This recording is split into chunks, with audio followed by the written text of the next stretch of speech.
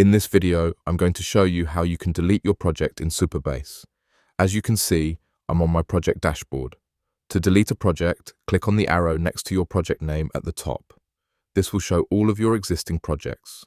I have 2 projects here, and I want to delete the one called Lovable, so I'm going to click on it to open it.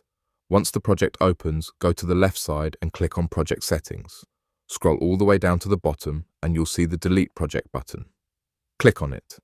Keep in mind, deleting a project will also permanently remove its database, so make sure you have a backup if you want to keep your data. Next, you need to confirm deletion by typing your project name into the box and then click the button that says, "I understand, delete this project." After that, your project will be deleted permanently.